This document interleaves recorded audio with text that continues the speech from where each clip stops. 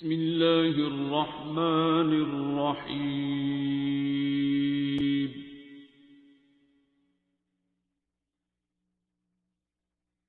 अर्रहमान।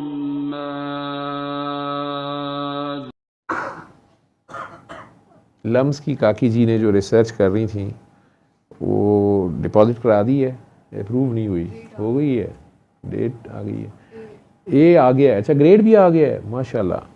तो उस पर उन्होंने डॉक्यूमेंट्री बनाई है, मैंने खुद नहीं देखी, और इन्होंने यही कहा लम्स के बच्चे हैं तो एक लफ्ज़ में ये बात कर जाते हैं, आपके चाहे रोंगटे खड़े हो जाएं या सांस ठहर जाए या आप जज्बात से मरने वाले हो जाएं, तो इन्होंने सिर्फ इस तरह दाना डाला है कि सर वो डॉक्यूमेंट्री मेरी 50 मिनट की है तो उसमें थोड़े से एक्सप्लिसिट सीन्स भी थे, वैसे मैंने थोड़े कवर किए हैं, वो लड़के ने जल्दी में बनाई तो मैंने उसे कवर किया है, लेकिन चूँकि डिपार्टमेंट ऑफ जेंडर स्टडीज़ ने स्पॉन्सर किया था उसमें वो ज़रा थोड़ा मसाला चाहते हैं, तो मैं क्या एक्सप्लिसिट कितने का है, नहीं ज़्यादा नहीं है, अब मैं गलत समझ रहा हूँ, ठीक है, लेकिन मैं जिनको दिखाना चाह रहा हूँ 50 मिनट के आखिरी मिनट तक, ठीक है, इनू की हो गया है, ठीक है, तेनों अजे तक मेरा नहीं पता लगा ना मेरे बाबे का, ठीक है, तो वो एक्सप्लिसिट सीन्स जो हैं जो आपने कवर किए हैं, लम्स के तो नहीं है ना,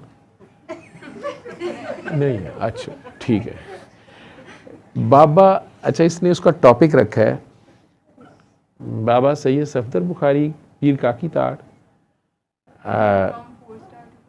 from 4 star to 5 star Heera Mandi, नहीं फ्रॉम 4 स्टार टू 5 स्टार जी, from 4 star to 5 star Heera Mandi and the suburbanisation of Baba Syed Safdar Ali Bukhari, under suburbanisation Heera Mandi and the suburbanisation of Baba Syed Safdar Ali Heera Bukhari. Mandi की सबअर्बनाइजेशन हो गई है, यही नहीं मतलब उसके 3 चैप्टर हैं, हाँ जी, पहले रूरल है जेलम में, उसके बाद फिर अर्बन है हीरा मंडी का, और फिर सबर्बन है ये सबअर्बन बाहर आ गए, ये सेटिंग, ये वाली सेटिंग, जी या लम्स भी हीरा मंडी है, मतलब हाँ जी, exactly. सबअर्बनाइज लम्स भी हीरा मंडी, 5 स्टार हीरा मंडी, ठीक है, क्योंकि वहाँ तक पहुँच गए ना बाबा जी, जी ये सारा कुछ ही 5 स्टार हीरा मंडी है। आपने तो वो थीसिस के चक्कर में किया, लेकिन आपको पता नहीं कि बाबा जी घुस गए वहाँ और अप्रूव भी हो गए और ए ग्रेड भी आ गया, तो आप समझते रहे कि आप हमारी किट लगा रहे हैं, हमारे कैमरे से वीडियोस दिखा रहे हैं कि ये मॉडर्न कंजर देखें, नहीं। और ये देखें अब ये कैसे नाचता है, इसके नृत्य भाव देखें,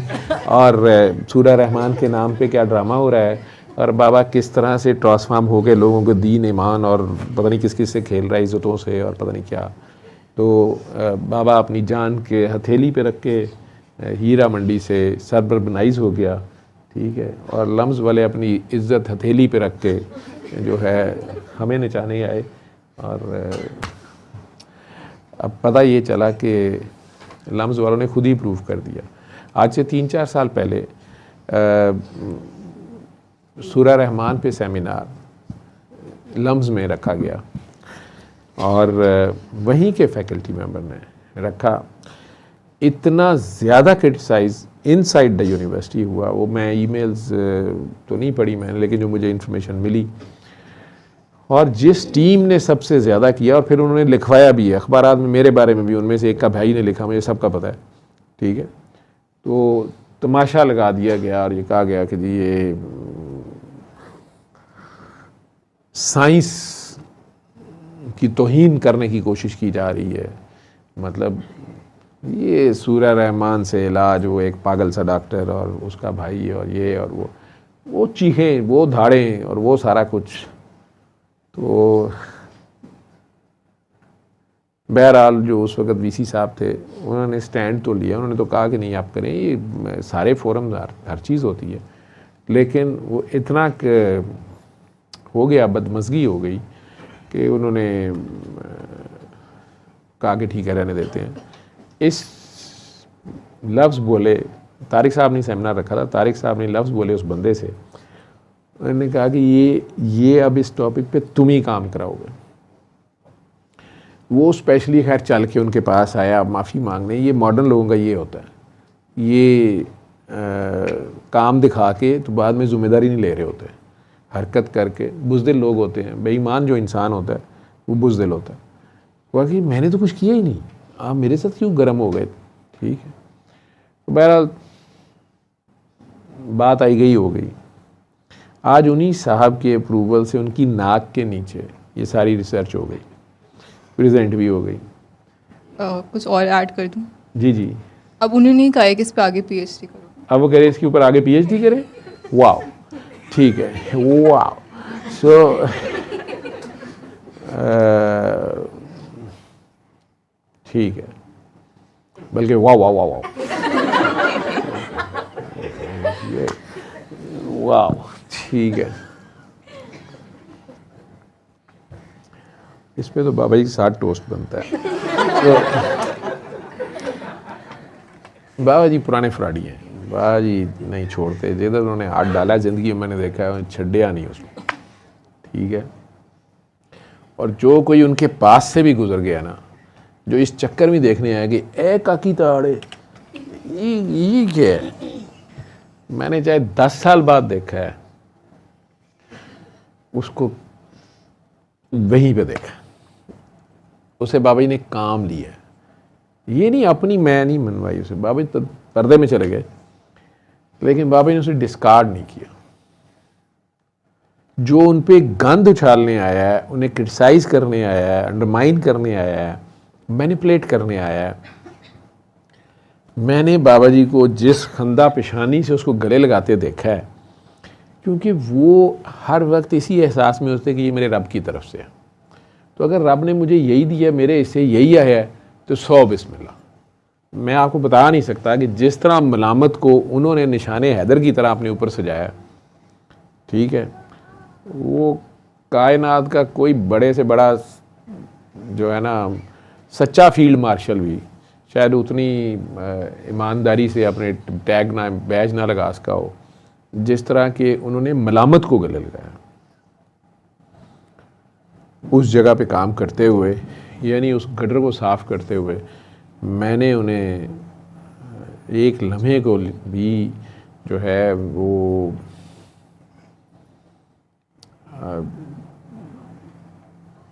ज़माने ने जो मर्ज़ी उनके साथ, सबसे बड़ी चीज़ तो होती है आपके अपने घर वाले, आपके नियर एंड डियर वंस। और आप जितना मर्जी बड़ा काम कर रहे हो, अगर वही आपको क्रिटिसाइज़ कर रहे हो, वही आपको जलील कर रहे हो, वही आपको जेलों में डलवा रहे हो, वही आपको बाकी बरादरी में भी, और बल्कि आपके साथ कोई मुझे ले गए हैं और वो साइड पे करके मुझे कहा जा रहा है कि इससे बचो, ये अपने घर की औरतों को बचाओ, ये करो वो करो फलां करो। है तो हमारा बाप, लेकिन आपने आई कांट टेल यू कि उन्हें ये सब पता होता था। वो फ़ौरन दूसरे में पूछ लेते थे, वो तुम्हें ये कह रहा होगा। मैं कई बार कहना, मैं क्या बाबा जी लगता है आप टेस्ट करते हैं, आप उस बंदे को उधर से कहते तुम इसको ये कहो, ठीक है, तो एक बंदे की बीवी या उसका बेटा कह रहा हो तो बंदे के तोते उड़ जाते हैं कि यार ये तो और ही चक्कर है, मिट्टी डालो। तो उन्होंने हंस के कहना कि बेटा बाबे के हाथ यही आया, बाबे के जो उसने दिया 100 बिस्मिल्लाह। बाबा जी उसे काम ले लेते थे और लेते भी अपनी मर्जी का थे। मुनाफिकों को जिस तरह उन्होंने इस्तेमाल किया है, ठीक है हाँ, अब उन्हें पता चला है, अब बहुत से मुनाफिक वो बदला लेने के चक्करों में, सिस्टम को ख़राब करने के चक्करों में, तो मुझे क्या कहते हैं, सिस्टम की फ़िक्र ना करना। सिस्टम अपने आप को डिफेंड कर लेता है, सिस्टम अपने आप को, ये सिस्टम उसका है, इसने चलना ही चलना है। कुछ लोगों के बारे में मेरे नियर एंड डियर वंस था, मैंने बरी होके कहा जी उन्होंने ऐसे ऐसे मेरे कहा, मेरी वालदा को कह दिया, शिकायत लग गई घर में, तो ऐसे है वैसे। मुझे कहते हैं फिर क्या करना है, मैं कहा भाई कुछ नहीं करना। मैंने वैसे मुझे समझ नहीं आई कि इतना पढ़ा लिखा बंदा हो के ये ऐसे, तो उसने ये बात क्यों की है। मुझे कहते बाबे के लफ्ज़ याद रखना, बल्कि मुझे नहीं कहा उन्होंने, वो घर आए तो अम्मी ने थोड़ी सी बात करने की कोशिश की कि मैंने बेवगी काटी है और इनको इस तरह पाला है, तो इनकी फैमिली जो है, मैं यानी ददयाल का, मेरी माँ बहुत रिगार्ड करती है ददयाल का, उन्होंने हमेशा उसे अपनी फैमिली समझा है और उनकी इज़्ज़त का बहुत ख्याल किया है कि बस। तो कहते हैं कि सब पढ़े लिखे हैं बाबा जी, इनके पास इनकी सारा दयाल फैमिली ना कोई पैसा एक नहीं, तो अल्लाह ने इनका भरम रखा हुआ है, लेकिन पढ़ाई इल्म ही है इस ख़ानदान में, या एजुकेशन या, और दूसरा ये कि कभी ये किसी मतलब इनकी इज़्ज़त अल्लाह ने बनाई हुई है जो। तो बाबा जी वो फ़लाँ इसके वो हैं, उन्होंने ऐसे कहा है, वो वरीड हैं कि ये किन चक्करों में पड़ गया, और आपकी रिप्यूट जो भी पता चली है। तो मुझे समझ नहीं आ रही थी अम्मी क्या कहेंगी। तो अम्मी ने कहा कि बाबा जी मैंने सिर्फ आपसे एक रिक्वेस्ट करनी है कि आपसे मिलने से पहले ये जिस दिन साबत शर्ट के साथ घर आता था ना, तो मैं अल्लाह का शुक्र अदा करती थी। मैं इतना कि लड़ाका या फजूल आदमी था। वो नहीं होते जो बड़े अकड़े कहते हैं कि ना मैं गलत गल की है तो ना मैं करन देनी है, तो तू चाहेगा कितने हूँ तू गलत गल की। तो मैं इस पर बड़ा फ़ख्र समझता था, मैं मुँह पे सच बोलता हूँ, ठीक है। तो मैं काने को मुँह पे काना कह देता था। शुक्र है जनरल ज़ियाउल हक नहीं मेरे सामने आया, नहीं तो मैं सच ही बोलना था, मतलब ये सच ही। अब ये नहीं पता था ना कि सच नहीं बोलना अगला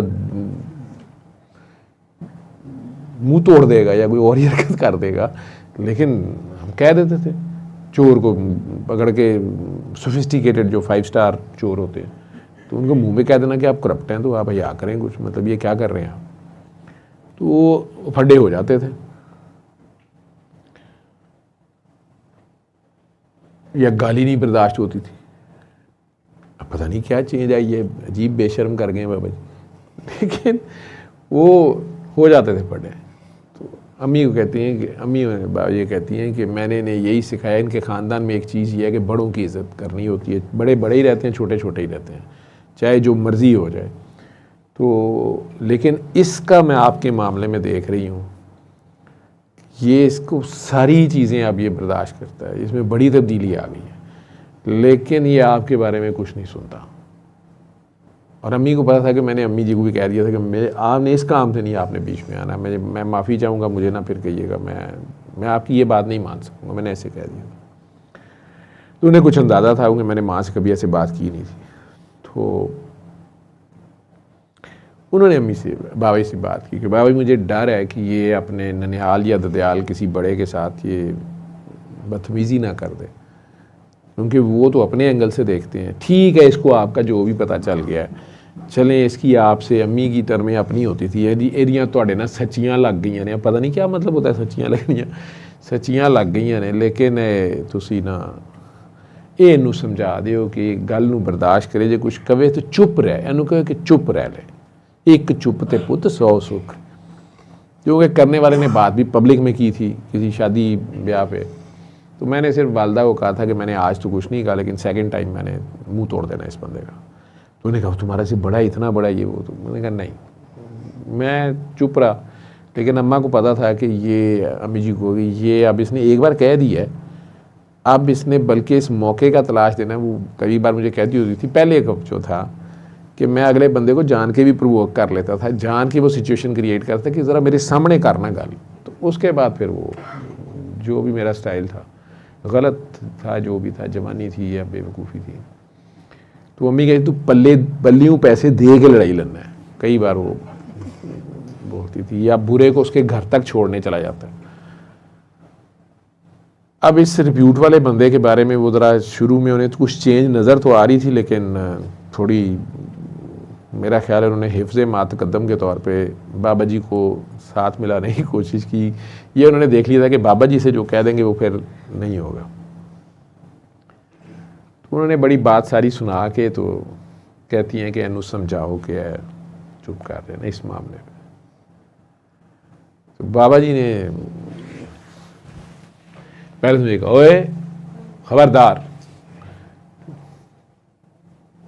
तो बाबा की इज्जत बेइज्जती इन लोगों के हाथ में है, तेरा बाबा गंदा हो जाता है इन लोगों के कहने से। मैं कहा नहीं फिर,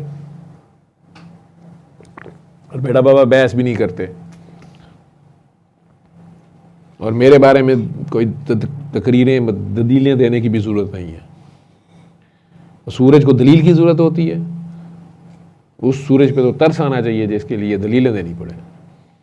मेरी तो तबीयत हो गई साहब, मेरा तो उन्होंने कर दिया मक्खू ठप इतनी बात में सोचने में मजबूर कर दिया, मेरा एंगल चेंज कर दिया। तो साथ अम्मी अब फिर थी, उन्हें तो नहीं समझ आई कि इतनी बात पे असर हो गया होगा, या ये जब हीट ऑफ द मोमेंट होगी उस वक्त ये भाई साहब क्या कर रहे होंगे। तो उनका बेचारों का पास्ट का एक्सपीरियंस जो था, मुझे कहती हैं कि बाबा जी को कहती है, नहीं बाबा जी मैं तो कहनी पी है ए फिर मौका देखता है, ना मुनासबत देखता है, ना शादी वेखता है, ना गमी वेखता है। उस वक्त कोई गल कर दे सही तो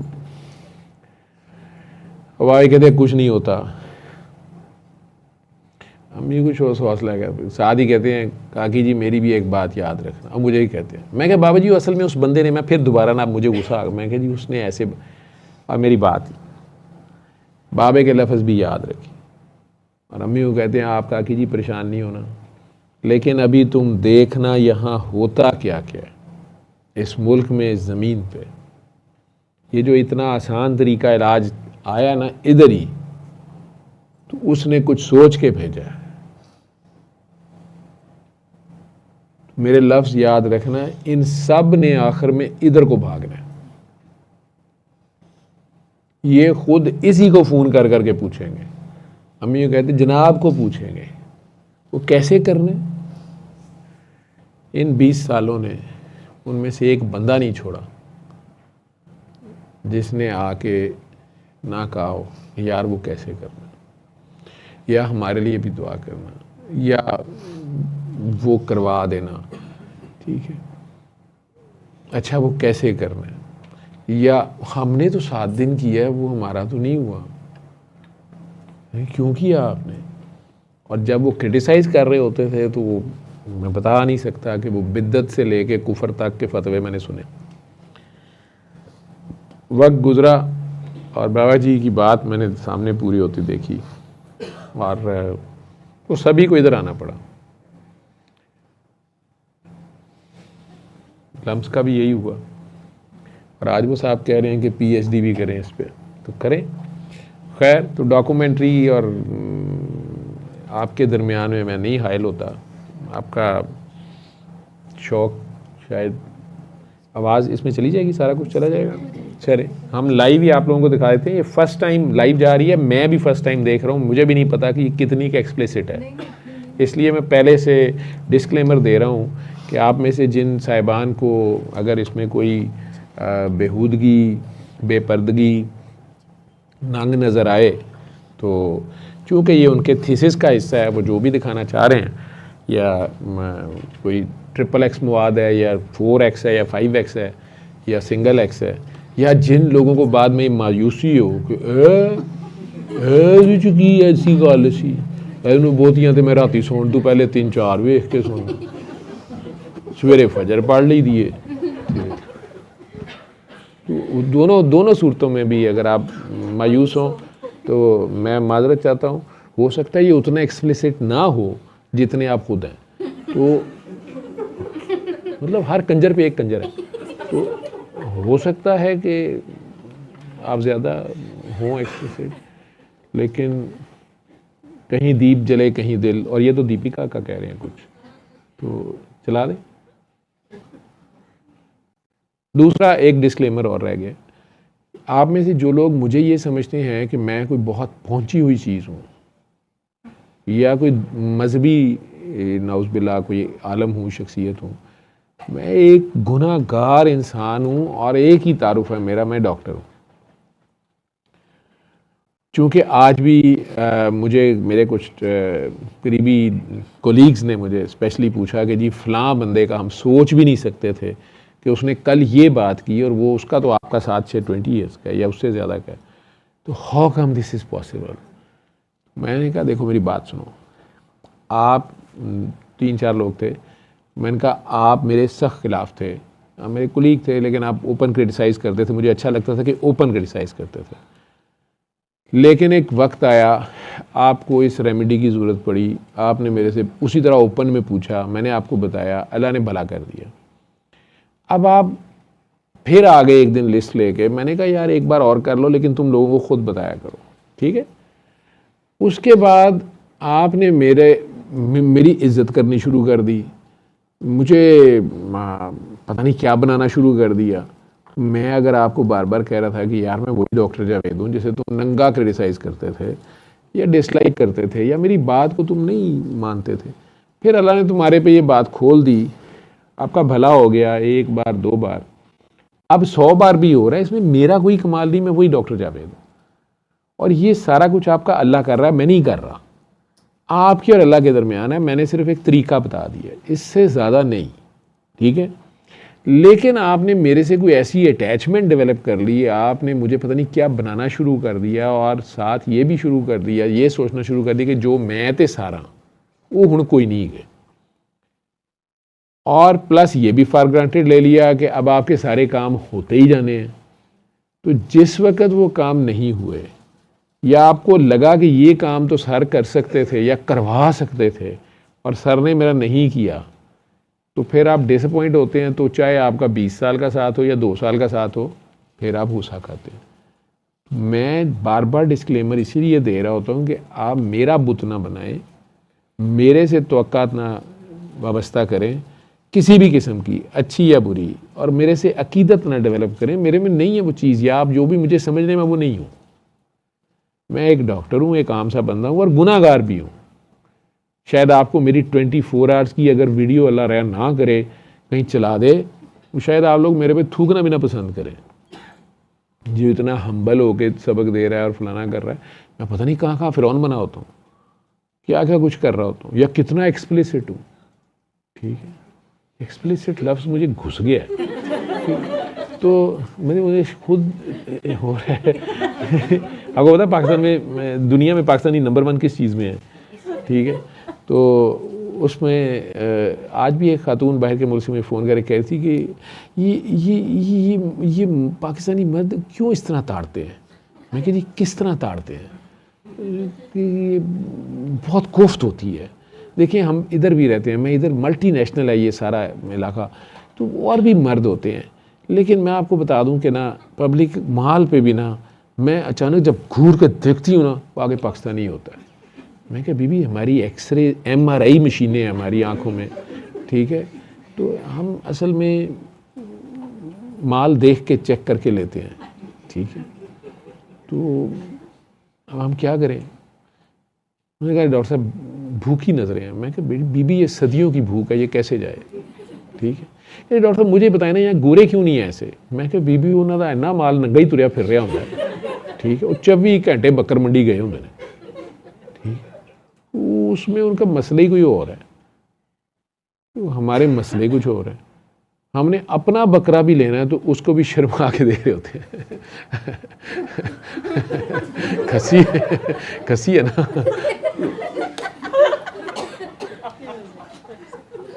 वो बकरे को पता चल रहा है, उधर से व्यापारी को नहीं पता चल रहा होता कि ये अपना दस रहा है कि मेरा पूछ रहा है, ठीक। मतलब ये ऐसे ही है, तो हमें शर्म नहीं आती, ठीक है। और लेकिन सीन एक्सप्लिसिट हैं इसमें, ठीक है। तो जी लिखा दे, नहीं तो आवाज़ ना कड्डी में, ठीक है। ओह खुरम नवीद को कहना मैं भूल गया, आप लोगों ने कहा था कि नवीद को कहेगा एक बार आके तो वो वॉइस ठीक कर।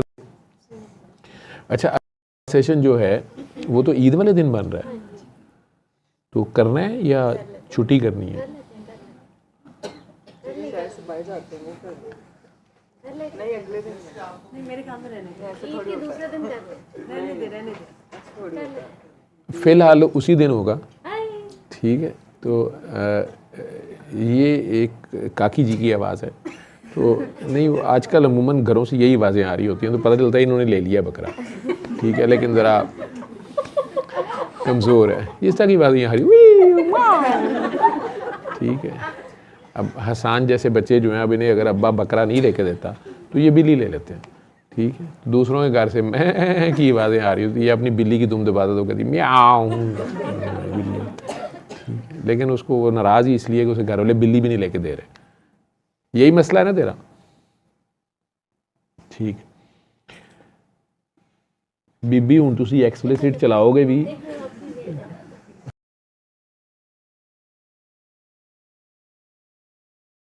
सीन देखना फिर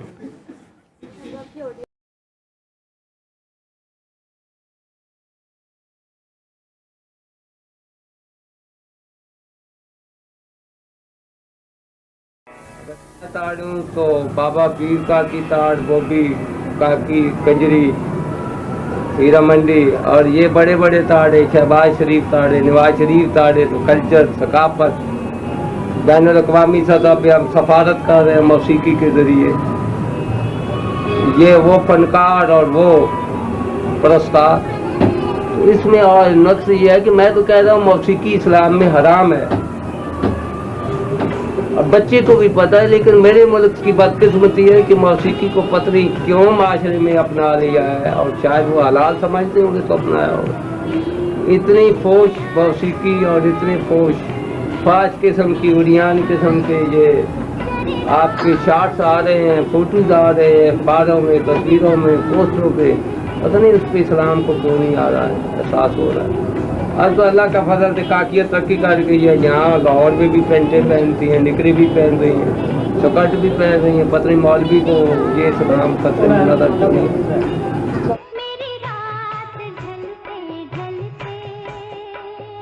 लाहौर के सबसे ज़्यादा बदनाम और ममनू समझे जाने वाले इलाके हीरा मंडी में वो इलाका जो माजी में सूफ़ियों, मुसन्निफ़ों, फ़नकारों, मूसीकारों और मशहूर शख्सियात का गहवारा रहा है, एक वली ने क़याम किया जो हर दुए को चैलेंज करता था।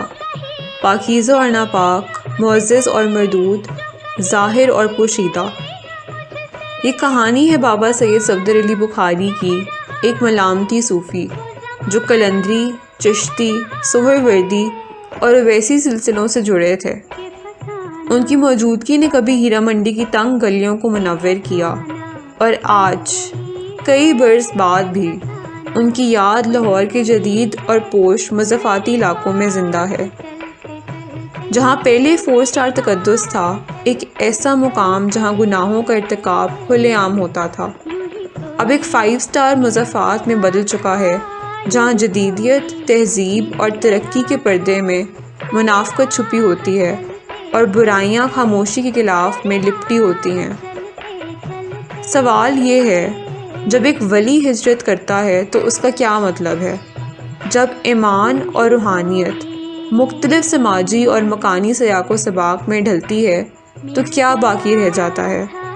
और जब मेमोरी को जदीद इशराफिया और दिलकश इमारतों से बदल दिया जाता है तो कौन सी रूहानी हकीकतें खो जाती हैं? 6 मई 1940 को पैदा होने वाले बाबा सैयद सफदर अली बुखारी ज़िला जेलम, तहसील पिंड दादन खान के गांव दूधी थल से ताल्लुक़ रखते थे। उनका ख़ानदानी शजरा सैयद ख़ानदान से था। उनके वालिद की तरफ से निस्बत हज़रत मखदूम जलालुद्दीन जहांगीर सुहरवर्दी, हज़रत जलालुद्दीन सुर्ख पोश बुखारी, हज़रत सैयद लाल शहबाज कलंदर और हज़रत बहाउद्दीन ज़िक्रिया से जा मिलता था, जबकि उनकी वालदा की तरफ से ताल्लुक़ हज़रत निज़ामुद्दीन औलिया, हज़रत कुतुबुद्दीन बख्तियार काकी और हज़रत मोइनुद्दीन चिश्ती से था। बाबा जी ने अपनी इब्तदाई तालीम अंग्रेज़ी मीडियम स्कूल से हासिल की, फिर गॉर्डन कॉलेज रावलपिंडी से ग्रेजुएशन किया और बाद अज़ां कोयला कान की सन्नत में बतौर ज़िम्मेदार काम करने लगे। 1980 की दहाई के आखिर में उनकी वालदा के विसाल के बाद, जिन्हें वो अपना मुर्शिद मानते थे, उनकी ज़िंदगी में एक बड़ा मोड़ आया। उनकी जुदाई ने बाबा जी को अंदर से तोड़ कर रख दिया और उन्होंने दुनियावी रस्म व रवाज को तर्क कर दिया। दस्तारबंदी के दौरान उन पर जज्ब की कैफियत तारी हुई, जिसने उन्हें बाकी दुनिया से बेगाना कर दिया। उसके बाद वो लाहौर हिजरत कर गए। मेरा नाम मखदूम सफदर अली बुखारी है और मेरा जो शजरा नसब है मखदूम सैयद जलालुद्दीन शेर शाह सुरख पोश बुखारी उच्च शरीफ ज़िला बहावलपुर से तल्लक रखता हूँ। और मैं इस दुनिया में, रिसर्च की दुनिया में आने से पहले सनतकार था, जिम्मेदार था। एक मेरे दादा हैं जिनका नाम शाह इस्माइल नूरी हजूरी है, उनकी दस्तारबंदी 1991 में की गई। उसके बाद मेरी दुनिया बदल गई, मैं इस दुनिया में चला आया। अब जिल्लत बर्दाश्त करने में जो मज़ा है वो इज़्ज़त बर्दाश्त करने में नहीं है। तो ज़िल्लत और दुख सिर्फ गुरबा में, मस्कीनों में, दुखी लोगों में बैठने से एहसास होता है, उमरा में बैठने से नहीं होता। अगरचे बाबा जी लाहौर मुंतकिल हो गए थे, लेकिन उनका अपने गांव दूधी थल में तरक्याती कामों का शौक़ बाकी रहा। आज भी उनके क़याम करदा स्कूल्स, ख़ास तौर पर ख़वातीन की तालीम के लिए मेडिकल कैंप्स, बाबा बुखारी वेलफेयर ट्रस्ट और बाबा बुखारी फार्मेसी उनके स्टार्ट का मुंह बोलता सबूत हैं। पापा जी का असल नाम था बाबा सैयद सफ्तर अली बुखारी साहब जी। बेसिकली हमारा जो माइग्रेट हो के ये वहाँ नाड़ी डिस्ट्रिक्ट खुशाब से यहाँ आए थे जी। इस गांव में सैयद फैमिली नहीं थी जी पहले। बाबा जी आए, फिर हमारी भी जो है ना जी पैदाइश वगैरह सबकी इधर ही है, जितने भी हैं बाबा जी के बेटे जो हैं, बेटियां हैं, हम सब की पैदाइश इधर की है जी। तो बाबा जी एक हमारे लिए तो एक शफीक बाप है थे जी, मेरे तो सगे मामू थे जी। हाँ जी, और बाकी हमें उन पे फ़ख्र भी है जी, बहुत ज़्यादा, हद से ज़्यादा है जी। और तो बाकी आपके सामने है बाबा जी की ज़िंदगी, बाबा जी की लाइफ जो है जी आपके सबके सामने ही है जी। मैं मतलब छोटे मुंह बड़ी बात वाली बाबा जी ने बड़ा मतलब इस गांव में जब आए थे बहुत काम किया, तो सोशल काम बहुत किए हैं उन्होंने। ये वाहिद गांव है जहाँ पे बिजली नहीं थी पहले, बिजली लेके आए, कारपेट सेंटर लेके आए और पोस्ट ऑफिस लेके आए और एक मेडिकल स्टोर खोला उन्होंने यहाँ पे। अब भी उनके नाम से चल रहा है, बाबा जी बुखारी के नाम से हमारा स्टोर चल रहा है जी। और इनकी बहुत सारी खिदमात हैं। फिर आपकी ज़िंदगी में यू टर्न आया तो यहाँ से फिर ये शिफ्ट हो गए लाहौर। अगरचे बाबा सैयद सफ्तर अली बुखारी का ताल्लुक़ एक सैयद ख़ानदान से था जो रिवायती रूहानियत पर यकीन रखते थे, लेकिन उनकी ज़िंदगी के बाद का क़याम जो लिल्ला से बाहर के इलाक़ों में गुजारे गए, मरकज़ी धारे की रिवायती रूहानियत से एक इन्हिराफ की नुमाइंदगी करते हैं। बाबा जी ने अपने पैगाम को हर मसलक, सिलसिले, ज़ात, रंग व नस्ल से ताल्लुक़ रखने वाले लोगों के लिए गैर मशरूत मोहब्बत तक महदूद रखते हुए रवायती पीरी मुरीदी निज़ाम, नजराने की पेशकश और मज़ारों पर ख़वातीन के आम तौर पर ख़ारिज किए जाने के रवैये से शदीद नापसंदीदगी का इजहार किया। वफ़ात से सिर्फ़ एक हफ़्ता कबल बाबा जी ने लिल्ला को अपनी आखिरी आरामगाह के तौर पर मुंतखब किया और आज उनका मज़ार भी इसी मुकाम पर वाक़ है। की चॉइस थी इस जगह, ये जगह बाबा जी की अपनी थी जी। काके की सहूलत सोची सी जी कि मेरे काके जड़े ने जी वो मुश्किल में न जान, रोड ते ही रहन। तो अस भी कहते सा बाबा जी ये तुसा अपने काके की सहूलत वास्ते इतने जगह ते डेरे लगाए जी। हाँ, काकियां वास्ते ही जी। हम तुसी आयो तुहानू अगे जाना पैंदा, तुहानू प्रॉब्लम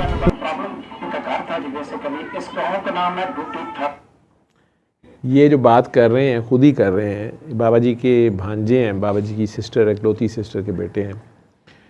और मुझे अभी तक याद है ये ज़मीन तो उन्होंने जब 2 साल 2.5 साल पहले पहली बार मैं लिल्ला गया, खालिद साथ था, मैंने वो वाक़या सुनाया हुआ है। तो इसी जगह पे जहाँ अब दरबार है, यहाँ वापसी पे गाड़ी रुकवा के उन्होंने कहा बाबा यहाँ आस्ताना बनाएगा। और वो पूरी बात मैंने सुनाई भी है कि खालिद ने जब कहा कि जल्दी करें या जाना है या मैंने नहीं अभी आने देना, तो उन्होंने कहा अच्छा ये जगह, ये तारीख़, ये वक्त याद रखना। और पूरे 2 साल बाद उसी 8 फरवरी को शाम को 4 बजे, 9 फरवरी थी, और वहाँ बाबा जी की तदफीन करके खालिद तुरबत के ऊपर लेटा हुआ रोई जा रहा था। और उसने मुझे याद कराया कि आपको याद है बाबा जी ने ये कहा था और इस जगह पे इतने बजे ही इसी टाइम पे ये बात हुई थी। तो ये इतने बाखबर लोग होते हैं, अल्लाह ने इनके साथ कुछ और ही, इन्हें रिजालुल गायब कहा जाता है। वो लेकिन ये अपनी 8 फरवरी को इस्लामाबाद में उन्होंने विसाल किया, लेकिन 3 फरवरी 2 और 3 फरवरी को जब वो इस्लामाबाद के लिए रवाना हो रहे थे डूडी थल से, और मुझे लाहौर कह रहे थे कि मुझे और कामरान को और डॉक्टर अयूब और डॉक्टर सबा हम 4 थे, और डॉक्टर हसाम और लाहौर से जो लोग गए थे उन सबको वो वापस गाड़ियों में बैठा रहे थे कि तुम लोग वापस लाहौर जाओगे। तो मुझे डांट डपट कर रहे थे कि मैं ज़िद कर रहा था कि मैंने आपके साथ इस्लामाबाद जाना है, तो मुझे कहती तुम वापस जाओगे और लाहौर नहीं छोड़ना, और तुम्हारी मैं बहरहाल उनके जो भी ड्रामे थे मुझे जिस तरह भी वो कर रहे थे।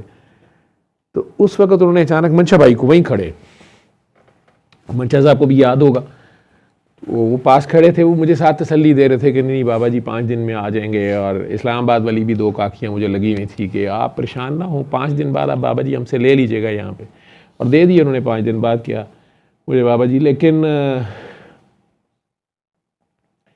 एकदम से उन्होंने कहा, और मुझे नहीं पता था कि ये आस्थाना इस फॉर्म का आस्थाना, मैं तो मतलब घर बनाएंगे और रहेंगे वहाँ पे। तो एकदम से मुझे कहते हैं पता नहीं क्या हुआ, तो मुझे कहते हैं कि काका बाबा एक बात और मेरी याद रखना, क्योंकि ये दरबार से मज़ीद 2 किलोमीटर आगे जाएं तो गांव आता है डूडी थल, ज़रा आगे सड़क जा रही है।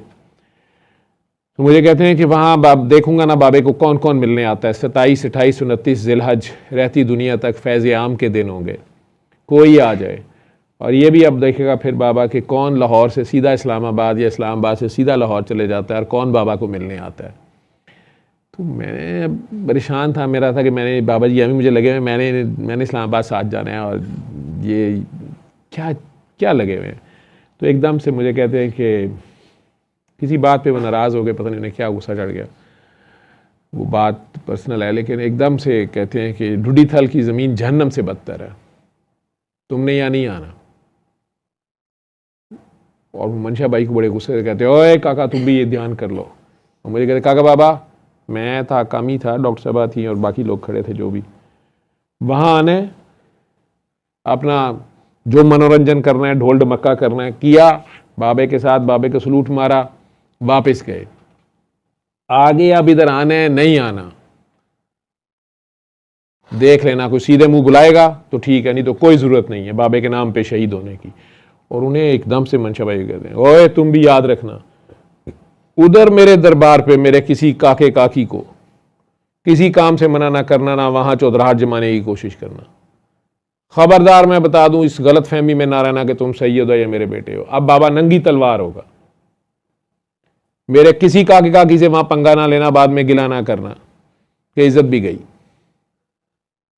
पहले बाबा और था, बाबा ने कर लिया बर्दाश्त जो करना था, मैं अपने काके काकियों के मामले में नहीं बर्दाश्त करूंगा कुछ भी। तो कुछ समझ नहीं आ रही, एकदम से मैं थोड़ा सा डर गया कि शायद कोई बात हुई है, कोई मसला है। बाबा जी एकदम इतने हो गए, उसने चलो बैठो गाड़ी में, सुन लिया मेरी बात। और ये बाबा जी के भांजे कह रहे हैं ना कि उन्होंने बाबा जी के काके काकियों की सहूलत देखी कि वो आराम से सड़क पे आएँ, इधर से आएँ, सलाम करें, चले जाएं। और मंशा भाई वगैरह को भी सलाम है कि वो बहरहाल उनके बेटे हैं या ये उनकी फैमिली है, और दे आर सो हम्बल कि उन्होंने कभी किसी को कुछ नहीं कहा। वहाँ काकियाँ कुछ कर रही हैं, काके कुछ कर रहे हैं। अब उन्होंने कई बार कहने की कोशिश की दरबार का तकद्दुस, क्योंकि आम इंसानों का कॉन्सेप्ट तो वही है, दरबार और उसका प्रोटोकॉल और कब्र और वो सारी। बाबा जी का ये काकी भी कहती मुझे यही अच्छा लगता था कि वो दरबार पे काकियाँ सीधी अंदर तक जा सकती हैं और जो दुखी है ऊपर लेट ही जाती थी। वो ये नहीं था ये औरतों वाली साइड है, ये मर्दों वाली साइड है, औरतें इधर नहीं आ सकती, उधर नहीं आ सकती। बहरहाल अब उन्हें शायद वहाँ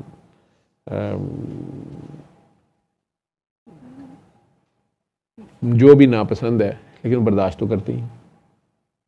लेकिन बाबा जी उस वक़्त ये उन्हें शायद परसेप्शन थी, तो ये अल्फाज इनके सुन के मुझे जब उन्होंने कहा ना कि बाबा जी ने अपने काकों का काके काकियों की सहूलत का ख्याल किया या जगह का।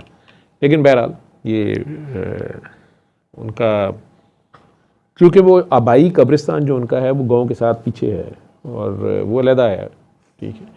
ज़ाहिरी बात है वहाँ पे तो फिर शायद ना इस तरह जिस तरह आप लोग वहाँ खुले बालों और धमाले कर रहे होते हो और पिकनिक मनाने जाते हो, खा पी के वहाँ गंड डाल के आ जाते हो। तो वैसे दरबार का आ गया, उर्स आ गया, तो 25 जून को इंशाल्लाह जाएंगे।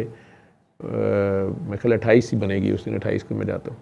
लेकिन जो मुझे उन्होंने हुक्म दिया हुआ मैंने तो उसको देखना है, ठीक है। और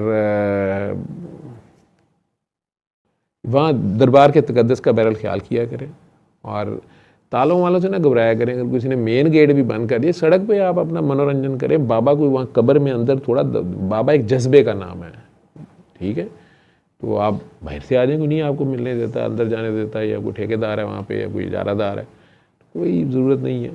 आप सलूट मारें, सलाम करें। आपने लाहौर से जाना है, वहाँ तक गए। एक बात याद रखें, जब आप किसी भी अल्लाह वाले के पास जाएं तो फोकस अपना जहन में रखें कि आप अल्लाह के लिए जा रहे हैं, कोई मजहबी इबादत नहीं है। ये प्यार है आपका, ये प्यार का मिशन है।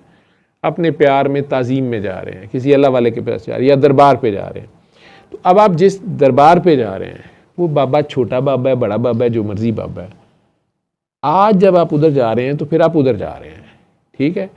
वो दरबार के बाहर खड़ा कोई ये कहे कि मैं खुदा हूँ, नऊज़ बिल्लाह, या कोई आपको बहुत बड़ा फिरौन नज़र आ जाए और आप वहाँ जाके उसके गोडे गिट्टे चूमने शुरू कर दें, या वो बहुत प्यार से आपको अच्छी अच्छी मिठाइयाँ चाय पिलाए, या जवेद साहब आपको लंगर अच्छे अच्छे कराएं, तो उसका मतलब ये नहीं हो गया कि आप बाबा जी को भूल के जवेद साहब के गोडे गिट्टे पकड़ लें। ये बंदे का काम नहीं होता, ये गंदे का काम होता है, ठीक है।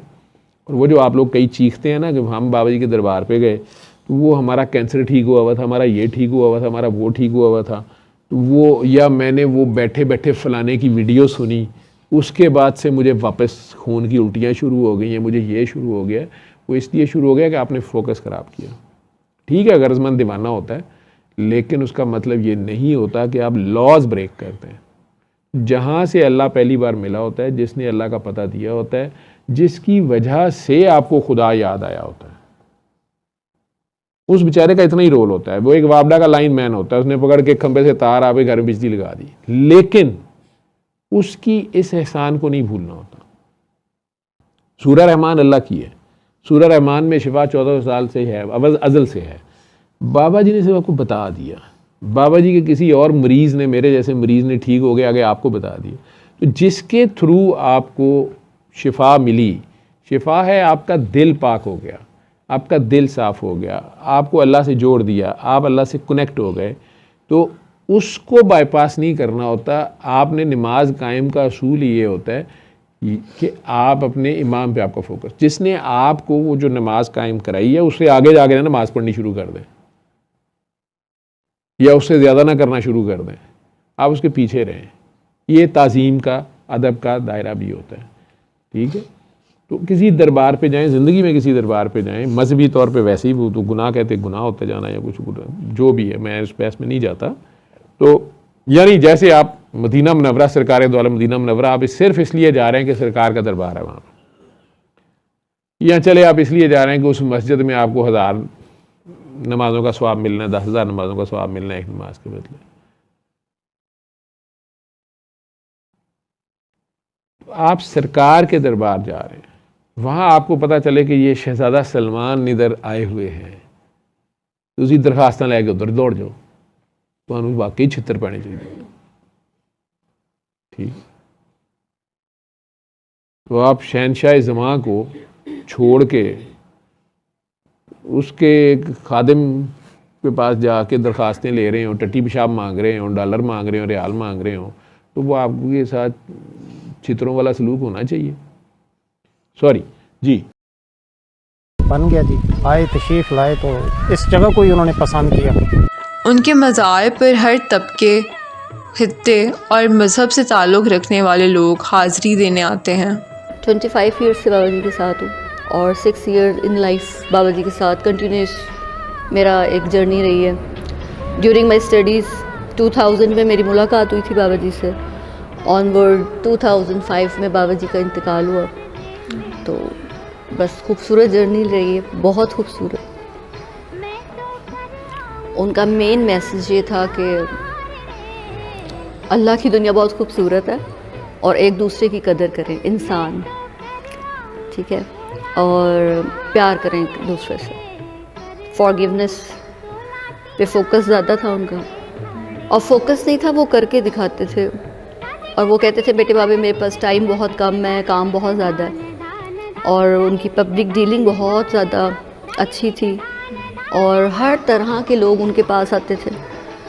हर तबका फ़िक्र का बंदा बाबा जी को मिलता था और उसमें मतलब लोहारी की गलियों से लेके DH तक हर जो डिफरेंट थॉट्स के लोग होते हैं, जब वो उनके पास आते थे तो उनको बस ये पता था हमने प्यार करना और अपनी ज़ात पे काम करना है। और सबसे खूबसूरत बात ये थी कि आपने अपने आप से भी प्यार करना, जो मेन मैसेज है। ये नहीं कि हमने दूसरों को इस्लाह करनी है, सबसे ज़्यादा इस्लाह की ज़रूरत आपको अपनी ज़ात के लिए होती है। तो अपने आप को खूबसूरत बनाना, अपनी सोच को खूबसूरत, सोचने की भी तमीज़ होती है। बाबा जी कहते थे कि अगर आप अकेले भी बैठे हुए हैं तो आप अच्छा सोचें। लोग नाम मैं रज़ा आज़म खान है जी, इकट्ठा मतराल जिला खुशाब तो आया बाबा काकी हरी सरकार ते इत्ते हर साल तकरीबन 1-2 चक्कर साढ़े लगते, दिल इन सकून मिलता इत्थे ते बाबा जी तो कोई ना कोई शय हाजिर लैके बैठने जी इबादत।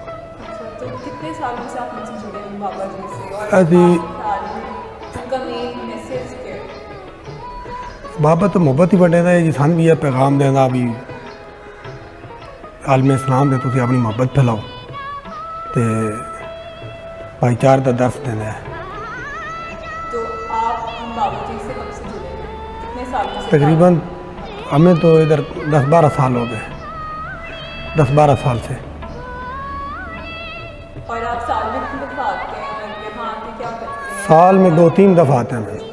दस्तारबंदी के बाद बाबा जी ने 7 दिन बरी इमाम में क़याम किया, जहाँ उनके काके काकियों के मुताबिक उन पर यह हुक्म नाजिल हुआ कि वो लाहौर जाएं। लाहौर पहुँचने के बाद 3 दिन तक वो सिर्फ़ पानी पीते और सो जाते। तीसरी रात उनकी आंख फज्जे के पाए पर बेहोशी के आलम में एक कोठे में खुली, जहाँ उनका सर एक घुंघरू बांधे खातून की गोद में था।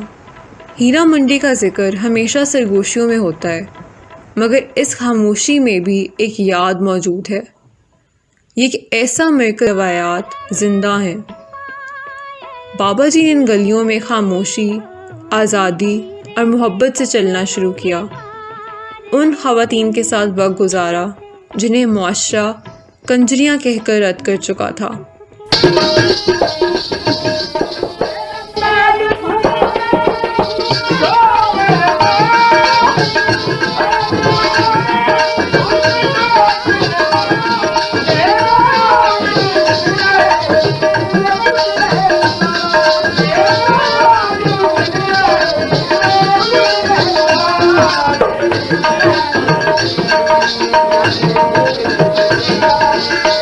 दिल भी नहीं करता इस तरह नाचने को, किसी का दिल नहीं करता महफिल में जाके नाचने को, कोई उन्हें देखे मुझे में पैसे लुटाए। कोई इतना बेवकूफ़ तो है नहीं। अगर किसी को, आप लोगों की भी वाइफ है, आप लोग भी कमाते हैं, महीने के बाद तनख्वाह लेके जाते हैं, वो भी गुजारा करती हैं, लेकिन हम लोगों में ये फ़र्क आ जाता है, जो लेके जाता है ना वो कहता है आखिर तुम कंजरी हो ना। वो जो अल्फाज है ना, वो जो रिपीट करते हैं ना, वो हमें फिर काट देते हैं। इस वजह से हम कहते हैं अगर उस दोज़ख में जाना है ना तो उस दोज़ख से हम इस दोज़ख में बहुत अच्छे हैं। ले जाना बाद में, अगर 10 साल के आप रिकॉर्ड है कि 10 साल के बाद भी किसी के घर से भी वापस आएंगे ना तो वो बाजार में अखीर आए। ये हमारे साथ है, ये मेरी कज़न ही लगती है, दोस्त भी लगती है, शादी की है, 3 बच्चे हैं, उनके हस्बैंड ने छोड़ दिए। अब वो फिर दोबारा आगे 3 बच्चों के लिए उनका पेट पालेगी ना, वही पालेगी ना। 3 बच्चों के लिए वो आगे अगर दोबारा बाजार में बैठेगी तो लोग कह देंगे जिसको शौक है जी, ये अपनी मर्जी से नाचती है, अपनी मर्जी से गाती है, ये बेवकूफ़ी है लोगों की। समझने के लिए बहुत गहराई चाहिए इंसान। अगर हमें भी कोई सहारा दे ठीक है, हमें भी 2 वक्त की रोटी दो, तो हमें क्या जरूरत है हर बंदे से गुफ्तगू करनी। हमारा हंसने को दिल भी नहीं करता, हम हंसते हैं। आप क्या पियेंगे जी, आप बैठेंगे जी, आप क्या सुनेंगे? हम इतना पागल तो है नहीं कि वो बात लोगों तक पहुंचा रहा हूँ, उस बुरी सोसाइटी के बिगड़े हुए माशरे के लोगों को पहुंचा रहा हूँ। अगर उसको अपनी तरफ मुतवज्जो नहीं करूँगा, एक बार कहूँगा इस्लामी बात कहूँगा, वो तो मेरे से वैसे ही भाग जाएगा। वो मेरे पास क्या लेने आएगा? वो तो कहेगा बाबा अभी मुझे दीन सिखा रहा है, इस्लाम सिखा रहा है, शरीयत आएगा, ये क्या बातें करता है। इस मौलवी से तो भाग के हम हीरा मंडी में आए थे, आगे एक और मौलवी बैठा है। या मैं एक इस बाज़ार की काकी को ये कहता हूँ कि असमत फरोशी ना कर, जैसे फरोशी ना कर, तो क्या वो मेरी बात सुनेगी? बुरे को बुरी बात कहूँ तो क्या मुझे फॉलो करेगी? सवाल ही नहीं पैदा। शराबी को फरोशी ना कर, तो क्या वो मेरी बात सुनेगी? बुरे को बुरी बात कहूँ तो कौन मुझे फॉलो करेगी, सवाल ही नहीं पैदा होता। शराबी को कहूँ शराब छोड़ दे, सवाल ही नहीं पैदा होता, शराब छोड़े। अब वो बुराई एक अट्रैक्शन है। यहीं से बाबा जी की रूहानी शिफा का सफ़र शुरू हुआ। धमाल और मौसीकी के ज़रिए जो ना सिर्फ उन ख़वातीन बल्कि उनके ख़ानदानों और दीगर ज़ायरीन के लिए भी शिफा का ज़रिया बनी।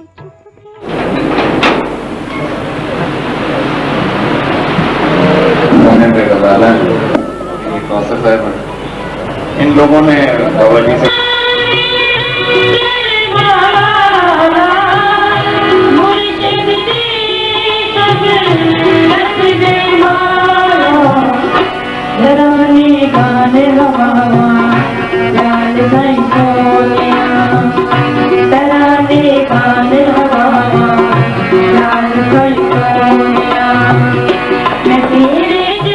बाबा जी के मुताबिक बीमारी सिर्फ जिस्मानी नहीं बल्कि ज़हनी भी होती है और रूह और जिस्म के दरमियान हम आहंगी की ज़रूरत है।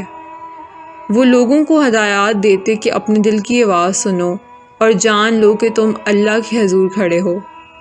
उनका मानना था कि शिफा सिर्फ दवा से नहीं, रूहानी हम आहंगी से भी मुमकिन है।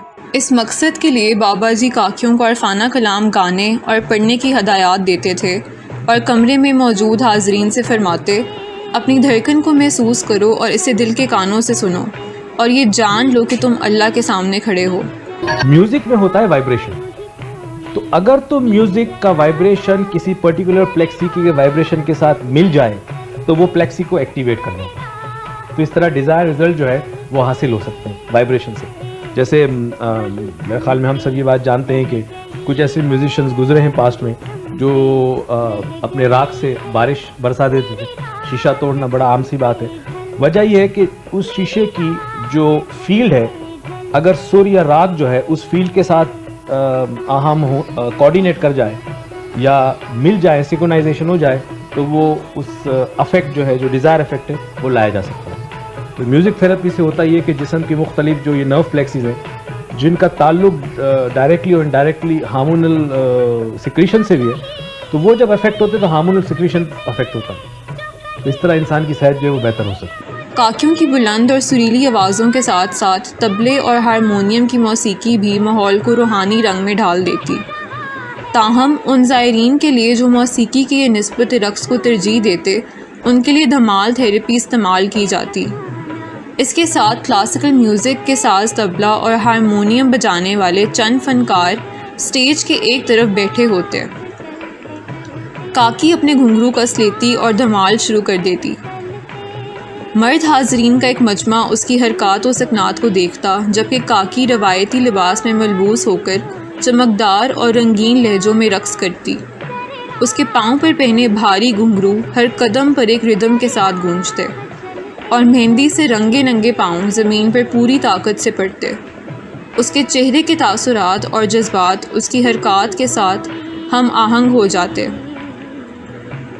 काकी एक वजदानी कैफियत में रक़्स करती, पूरे जिस्म से पसीना बहता और उसकी जिस्मानी हरकत में अकीदत का शिद्दत से इजहार होता। उसके खुले बाल इधर उधर बिखरते हुए उसे एक रूहानी सरशारी में ले जाते। कुछ मर्द तमाशाई उसके कदमों की हरकत को बगौर देखते, तो कुछ घुंघरू की ज़ोरदार आवाज़ों और काकी की बेखुद हरकत में बहक जाते। बाबा जी अक्सर उनकी तवज्जो हटाने की कोशिश करते और ज़ोर देकर फरमाते, काकी के पाँव देखो, जिस्म मत देखो, काकी माँ होती है। जैसे जैसे रूहानियत और मौसीकी का रंग चढ़ता, फ़िज़ा में एक वजदानी कैफियत पैदा हो जाती। मेहंदी से सजे पाँव पर वार पर जब हर ज़मीन पर पड़ते, तो घुंघरू की गूंज और बेकाबू हरकत बज़ाहिर एक हिस्सी और जिनसी कशिश से भरपूर रक़्स की तस्वीर पेश करती, जो ज़ायरीन के लिए एक रूहानी कैफियत में मलफूफ रक़्स का मंजर बन जाती। इतनी फोश मौसीकी और इतने फाश किस्म की उड़ियान किस्म के ये आपके शार्ट्स आ रहे हैं, फ़ोटोज़ आ रहे हैं, अखबारों में, तस्वीरों में, पोस्टरों पे, पता नहीं उस पर इस्लाम को क्यों नहीं आ रहा है, एहसास हो रहा है। अब तो अल्लाह का फजल से काकियत तरक्की कर गई है। यहाँ लाहौर में भी पेंटें पहनती हैं, निकरे भी पहन रही हैं। सकट भी पै रही है, पत्नी मौलवी को ये सलाम खतरे में नजर क्यों नहीं।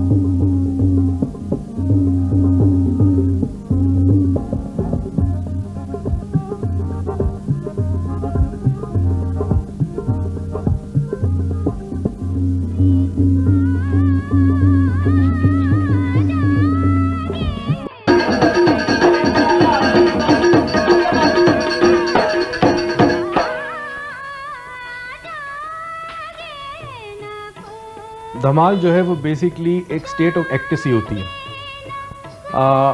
बहुत सारी जगहों पे, बहुत सारे मज़ाहिब में, बहुत सारे स्कूल ऑफ थॉट में, फ़िलासफ़ी में इस किस्म की टेक्निक्स हैं जिससे आदमी एक ट्रांस के स्टेट में चला जाता है। सूफीज़म में बड़ा कॉमन है धमाल। टर्किश सूफीज़ जो हैं उनके अंदर एक रक्स है ख़ास किस्म का जिसके ज़रिए वो एक इंस्टेंट ट्रांस में चले जाते हैं। ट्रांस एक अजीब व गरीब कैफियत है और इस ट्रांस में आदमी को जो सजेशन दिए जाते हैं अगर वो कबूल कर लेता है तो वो बड़ी बड़ी बीमारियों से भी निजात मिल सकती है। 1980 की दिहाई के आखिर से 1990 की दिहाई के आखिर तक बाबा जी ने हीरा मंडी में रूहानी इलाजी तरीके जारी रखे और जल्द ही ये मुतनाज़े बन गए और शदीद तनकीद का निशाना बने। कई सहाफ़ियों ने उनके तरीक़ों को तहकीर अमेज़ नामों से याद किया, जैसे पीर काकी तार, पीर ऑफ कंजर शरीफ और कंजियों का पीर। बाज़ मजहबी उलमा ने तो यहाँ तक फतवे भी जारी कर दिए कि उनके तरीक़े गैर इस्लामी हैं। कई मशहूर अखबारात जैसे ख़बरें, रोज़नामा जंग इमरोज़, रोज़नामा पाकिस्तान, मरकज़ और नवाए वक्त में उनके हीरा मंडी में किए जाने वाले तरीक़ों पर रिपोर्ट्स शाया हुईं। ताहम इस शदीद तनकीद के बावजूद बाबा जी पीछे ना हटे। उन्होंने पीर काकी ताड़ का लक़ब खुशी से कबूल किया और इसी नाम से जियो पॉलिटिकल और समाजी मौज़ूआत पर कॉलम लिखने शुरू कर दिए। उन्होंने 1990 की दिहाई और 2000 की शुरुआत में क़ारीन में खासी मकबूलियत हासिल की। बाबा जी का लिल्ला से हीरा मंडी का सफ़र सिर्फ़ रूहानी नहीं था, बल्कि उन हालात का भी नतीजा था जो उन्हें दर्द और मजबूरियत की आलम में ले आया। हीरा मंडी ने उन्हें वो पनाह दी जो मुआशरा देने से कासिर रहा। उनका वहाँ जाना एक शऊरी फ़ैसला नहीं, बल्कि ख़ुद को मिटाने का एक बड़ा सफ़र का हिस्सा था।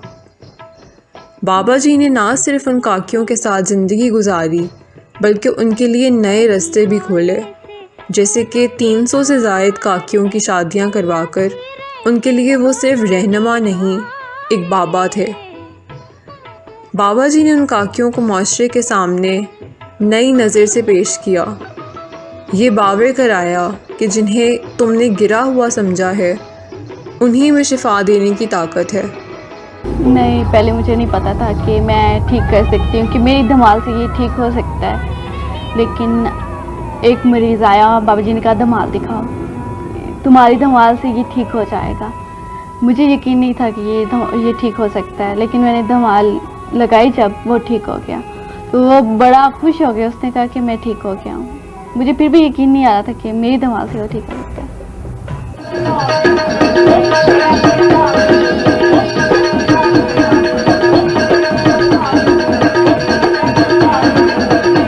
आज भी इन गलियों में, टूटे हुए कोठों में उनकी याद बाकी है।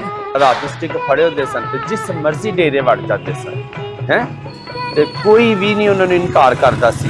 तो जेडे भी जे शोबिज़ वाले लोग सन उन्होंने वेलकम करते सन, सिर मत्थे ते खिलारते सन, पाते सन बाबा जी बाबा जी बाबा जी बाबा जी। ते उन्हों का नाम है सी पीर काकी ताड़, हैं ते इन्ना के सानू पता। ते माशाअल्लाह जदों भी आए ने ते वेलकम लोगों ने किया, ते बड़ी दुनिया उन्होंने फैन सी और उन्होंने प्यार करते सन, उन्होंने पैरों में हथ लाते सन। ते इत्थे एक लड़की सी बॉबी सुल्तान, ते ओ अपना उन्होंने बड़े पाक दुआवां लगियां ने कि अल्लाह दी रहमत सी। मैं असी दे बच्चे सा, मेरी 22 साल उम्र सी उस टाइम, तो मिचोरां को आंदे जांदे बाजार रात को पकदा सी, शोबिज़ दा लड़कियां दा आंदे जांदे सी।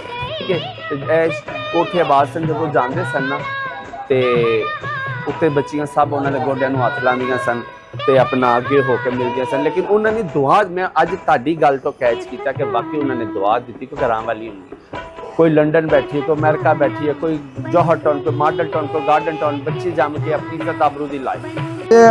हमारे हीरा मंडी बाज़ार में ना 4 बाज़ार होते हैं, ठीक है। वो 4 बाज़ार घूमने के लिए अगर आदमी 11 बजे इस बाज़ार में एंटर हुआ है ना, तो वापसी पे उसको 1 बज जाता था। इतना रश होता था और इतने लोग, यानी कि वो अपनी चॉइस करते थे कि यार ये खूबसूरत है या ये अच्छी आर्टिस्ट है, इसका हम गाना सुने। वो फिर उन्होंने कमरे के अंदर दाखिल होना, दरवाजे बंद हो जाने, हम अंदर उस्ताद लोग बैठे होते, वो फिर अपने आर्ट का गाना या अच्छा डांस करना या गज़ल पंजाबी सुननी, उसमें जो हमारे नसीब का रिज़्क होता था वो हमें दे जाते थे। उसमें बाबा जी को भी बहुत सारे, ये पूरे 4 बाज़ार की लड़की जानती थी। तो उन्होंने जिस कमरे में जाना है उधर ही तो वाइफ ने बोलना है, वो बाबा जी आ गए हैं, ये दुआ करेंगे हमको रिज़्क मिलेगा। ठीक है, वो वसीला होता है, समझ गए ना। तो वो दुआ करते थे तो अल्लाह रिज़्क दे देता था, उनकी दुआ में असर था। अभी इसको बंद हुए मेरे ख्याल से कुछ 20 साल हो गए, 15-20 साल इस हीरा मंडी को बंद हुए हो। इधर इतना आदमी पलता था, गरीब गुरबा बहुत पलता था, बहुत ज़्यादा। उसमें हाथ डालने वाले होते थे, हम उसको फ्लेरा कहते थे। हार उन्होंने रखे होते थे, फूल वगैरह, वो तमाशबीन के ऊपर फेंकना अपने रिज़्क के लिए। ये बाज़ार में आए, इनके ऊपर फेंके हैं, इन्होंने उसको 100 दे दिया है, 50 दे दिया है, 5000 दे दिया, जो भी इनको समझ गया। और बहुत सारे मजदूर लोग थे जो इधर जिनका रिज़्क लगा हुआ था। तो अभी काफ़ी लोग हमारे मौसीकी के भी ये बंद होने से काफ़ी लोग फारग हो गए हैं। अब कुछ कारोबार करते हैं, कुछ ट्यूशन करते हैं, कुछ लोग ये दुकानें अपनी डाल ली हैं म्यूजिक।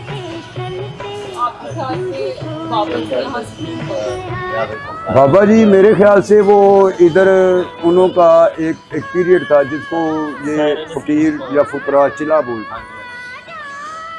वो चिले में ये भी बाजार का सबक ज़रूरी है। जैसे बाबा बुल्ले शाह ने भी इधर आके घुंघरू बांध के अपने मुर्शिद को बनाया, समझ गए। इनके काम किए, समझ गए। तो फिर बाबा बुल्ले शाह अपने मुर्शिद को देखा तो उन्होंने मेकअप कर लिया, घुंघरू बांध के उनको खुश किया, माफ़ी दी। बस ये बाजार का बहुत तल्लक है फुकरा से भी।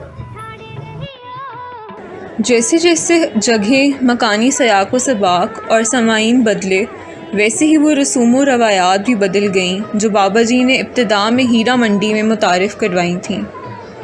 जब वो रेड लाइट एरिया से निकलकर पोश मज़ाफ़ाती इलाकों की तरफ मुंतकिल हुए तो उन रूहानी अमाल में भी वाज़ेह तब्दीली आई। इस तब्दीली के साथ टीवी चैनल्स ने भी सूरह रहमान और कसीदा बुर्दा शरीफ पर मबनी प्रोग्राम्स दिखाना शुरू कर दिए, जैसे PTV पर नशर होने वाला अल रहमान प्रोग्राम। बाबा जी के वसाल के कई बरस बाद उनका पैगाम उनके कई अकीदतमंदों के ज़रिए आगे बढ़ा, जिनमें एक नाम डॉक्टर मोहम्मद जावेद का भी है, जो लाहौर के एक मज़ाफ़ाती इलाके में मस्त हीलर्स कम्युनिटी के सरबराह हैं।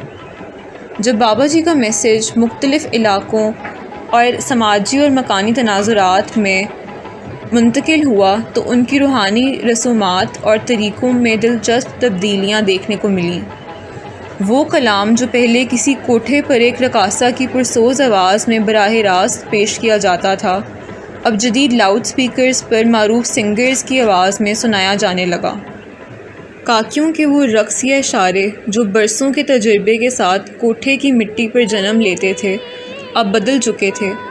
उनकी जगह अब जदीद तालीम याफ्ता सामाईन ले चुके थे, जो प्लास्टिक की कुर्सियों पर खामोशी से बैठे होते और ड्राइंग रूम्स में इस कलाम को सुनते।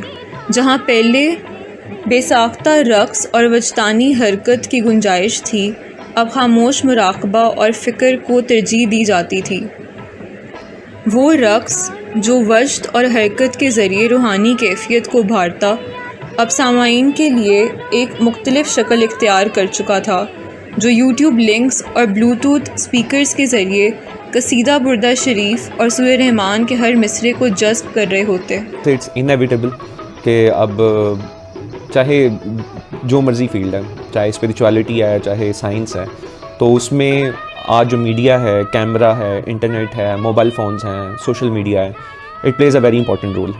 और जिस तरह अभी मैंने थोड़ी देर पहले आपसे बात की थी कि ये जो बाबा जी का सिस्टम है, ये तो फैज़ आम है सबके लिए, और आज सोशल मीडिया ने एक बहुत इंपॉर्टेंट रोल प्ले किया है इसको सारी दुनिया में फैलाने के लिए।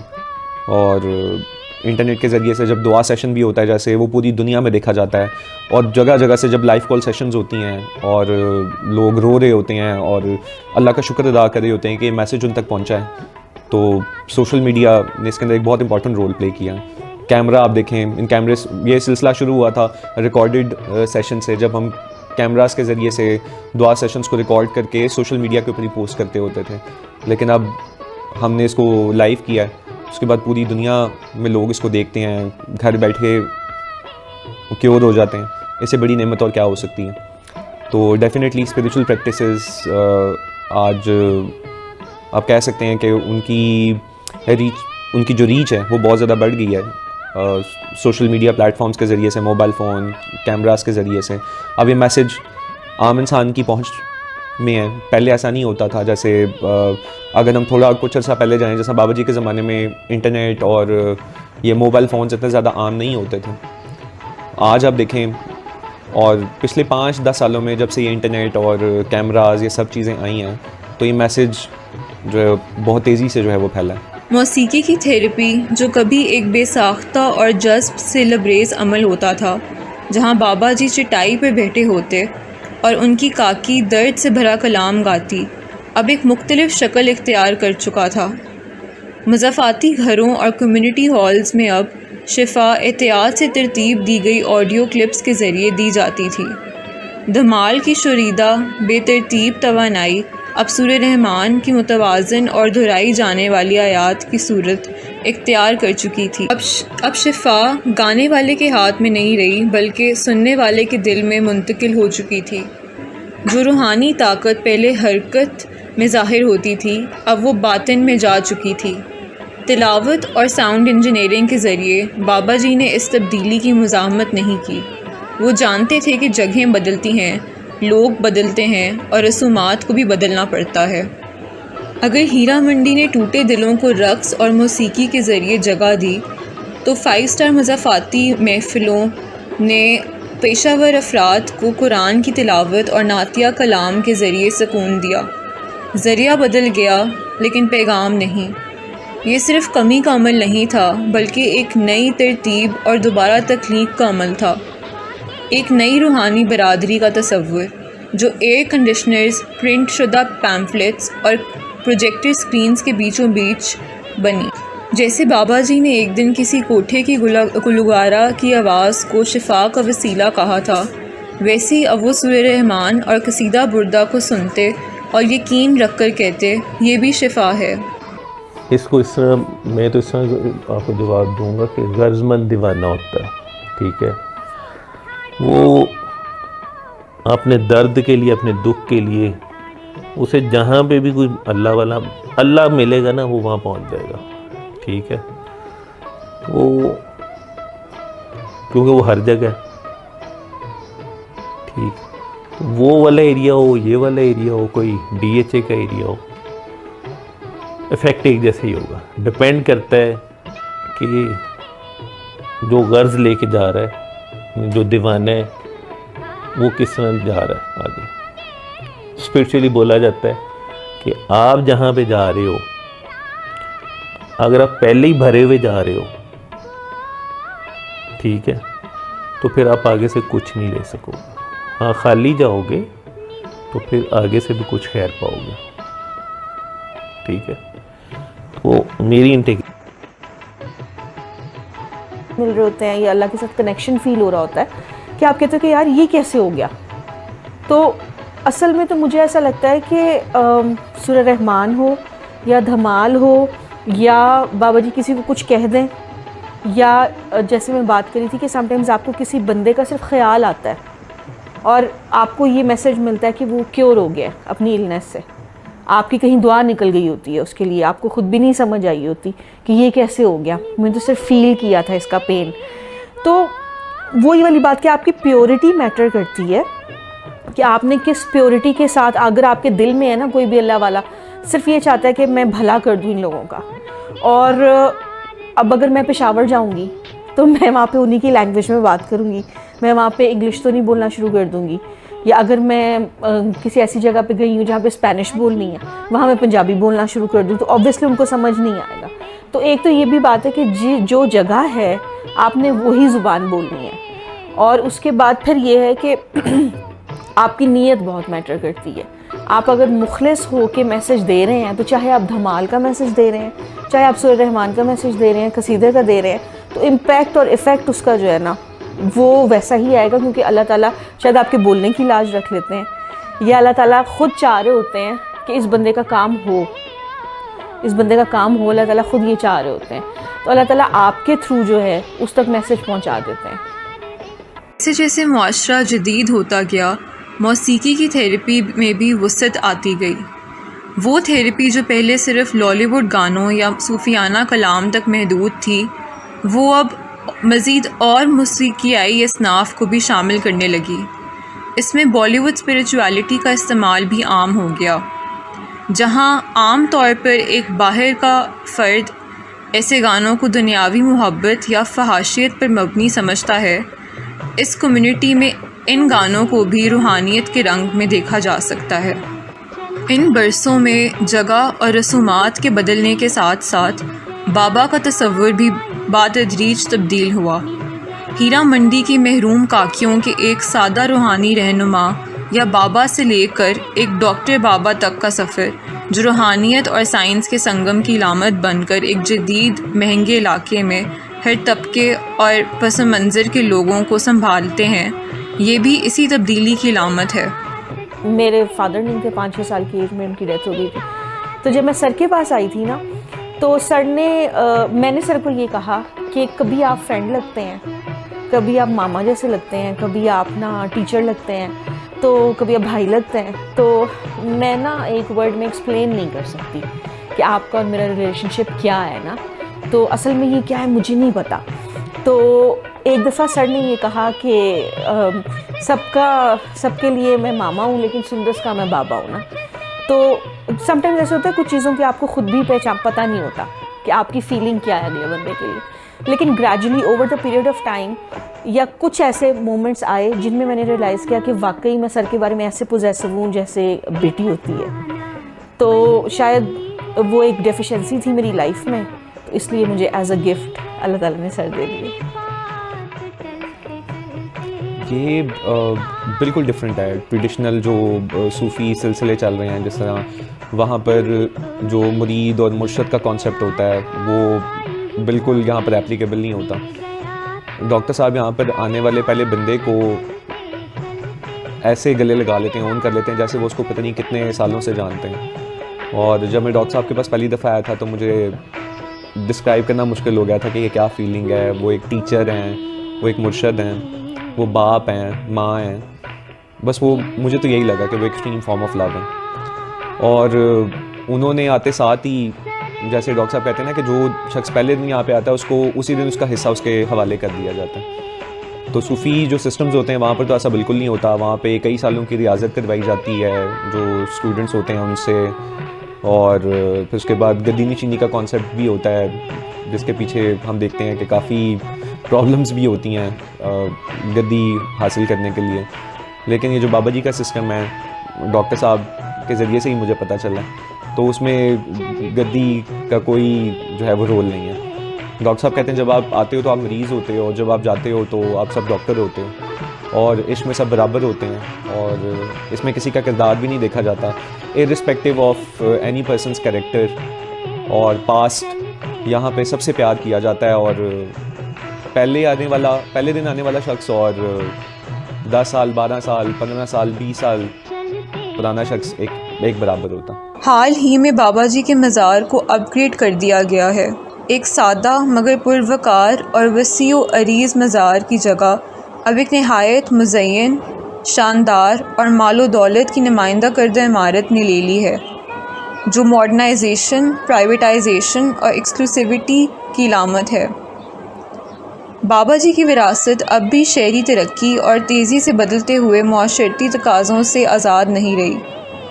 जब औलिया की याद माशरे के बाकी अफराद से छुपा दी जाती है और सिर्फ चंद लोगों तक महदूद कर दी जाती है तो वो फासले पर चले जाते हैं। जब वो गली जहाँ वो वली कभी चला करता था उसकी ना रहे तो उस वली की पहचान में क्या बाकी बचता है? और जब किसी कम्युनिटी को एक और जगह मुंतकिल कर दिया जाए और एक नए सांचे में ढाल दिया जाए तो उस कम्युनिटी में क्या बाकी रह जाता है? They have their own choices, but personally I don't like that system. बाबा जी तो एक आज़ाद किस्म के बंदे थे और उनका कैरेक्टर हमने उनको हमेशा ना फ्री हैंड दिखा, और वो हर एक के लिए अवेलेबल होते थे, किसी भी टाइम चले जाओ।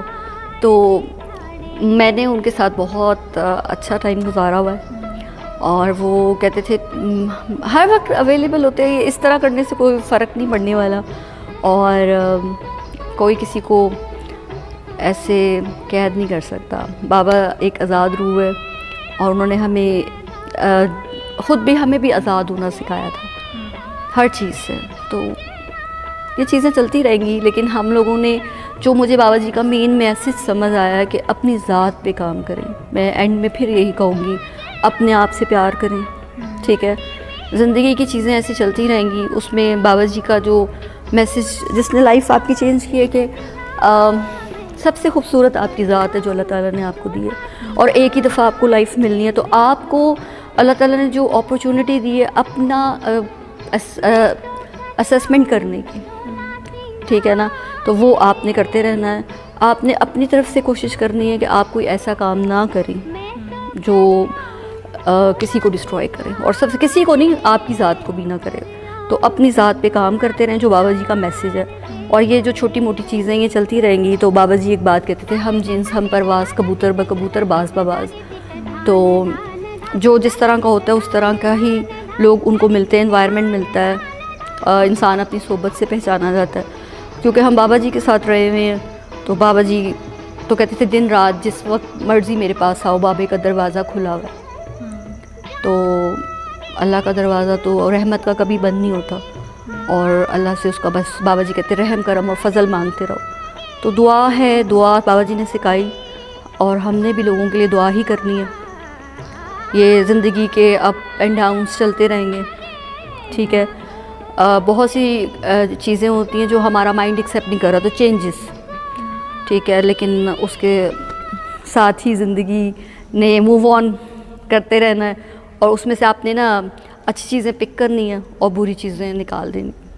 ये डॉक्यूमेंट्री एक सवाल से शुरू हुई थी, मगर अब इसका इख्तिताम एक मुख्तलिफ एहसास पर होता है। एक रिसर्चर और सीकर की हैसियत से मैं यहाँ सिर्फ बाबा जी को पढ़ने नहीं बल्कि उन्हें तलाश करने आई थी।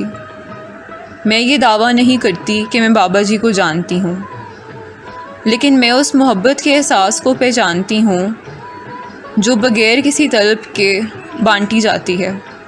और इसी मोहब्बत के लिए मैं ये सफ़र अपने दो उस्तादों, अपने बाबा के नाम करती हूँ, जिन्होंने बाबा जी की खुशबू अपने अंदर समेट रखी थी और अपने अल्फाज, रवैये और वजूद से मुझे लाशऊरी तौर पर बाबा जी से मिलवाया। बाबा जी की ज़िंदगी का मुतालिया गोया साबित कदमी, सब्र और रेजिस्टेंस का मुतालिया था। ये जानने की कोशिश थी कि हाशिए पर ज़िंदा रहना क्या होता है और कैसे एक शख्स तारीख़ के निशानात को मिटने नहीं देता बल्कि उन्हें अपनी विरासत का हिस्सा बना देता है। ये उन औरतों की कहानियाँ सुनना था जिन्हें तारीख़ ने कंजी कहकर मिटा दिया, मगर जिन्होंने दीन को अपने लिए ताकत और रेजिस्टेंस का हथियार बनाया। ये इन लम्हों से गुज़रने और उनको देखने का अमल था जहाँ मुकम्मल ब्रेक डाउन और शिफा इकट्ठे मौजूद थी। ये एक ऐसी मेमोरी, ऐसी मोहब्बत और ऐसी अकीदत को कैद करना था जो वक्त और मुकाम की हर हद से आज़ाद होकर सालों बाद भी कायम रही, बग़ैर किसी खूनी या ख़ानदानी रिश्ते के। समझना था कि मोहब्बत, असल बेगर्ज़ खालिस मोहब्बत, ना ही वली और ना ही गुनहगार में फ़र्क करती है। ये उन लोगों की कहानी है जो हाशिए पर रह गए, ना सुने गए ना ही देखे गए, मगर अपने यकीन, अपनी तलाश और अपने इश्क में डटे रहे। ये इन भूली बसरी यादों को ज़िंदा करने की एक जुर्रतमंदाना कोशिश है जिन्हें तारीख़ ने नज़रअंदाज कर दिया था। ईमान और रूहानियत एक मुसलसल हरकत है, ये एक हिजरत का सफ़र है। ये वो वाहिद चीज़ है जो बग़ैर किसी वीज़े या नाम के तबके, जिन्स और जगह की हदों को पार कर सकती है। लेकिन इस हरकत में जहाँ वक्त की ज़रूरत के मुताबिक बहुत कुछ शामिल होता है, वहीं कुछ ना कुछ हमेशा के लिए खो भी जाता है।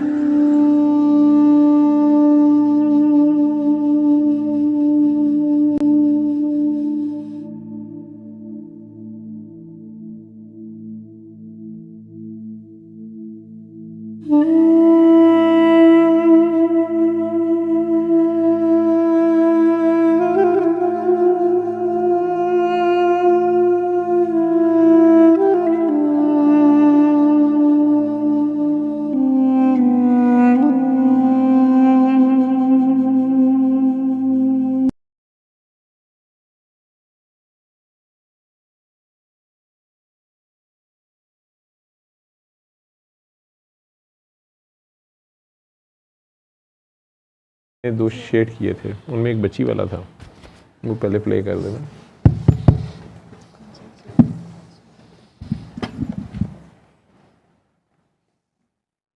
फीडबैक देंगे आप लोग? काकी ने तकरीबन एक साल हो गया, पहले साइनॉप्सिस से शुरू हुई थी, फिर डॉक्यूमेंट्री तक, थीसिस तक आई, अब पीएचडी की बातें कर रही है। बाबा जी कहते थे बाबे पे पीएचडियाँ की जाएंगी, कुछ आके यहाँ चादरें डालेंगे, धमाले लगाएंगे, कुछ नजराने लेंगे, ताले लगाएंगे, चाबियाँ लगाएंगे, दावे करेंगे बाबा सिर्फ हमारा है, हम सिर्फ बाबे के हैं। मरा हुआ हाथी 1.25 लाख का हो जाएगा।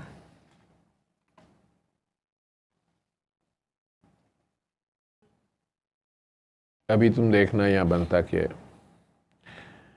यहाँ दुनिया के कोने कोने से भी लोग आएंगे, रिसर्च होगी, ये नहीं जानते बाबा क्या करके जा रहा है। आने वाले 50 साल इस बात को खोलेंगे।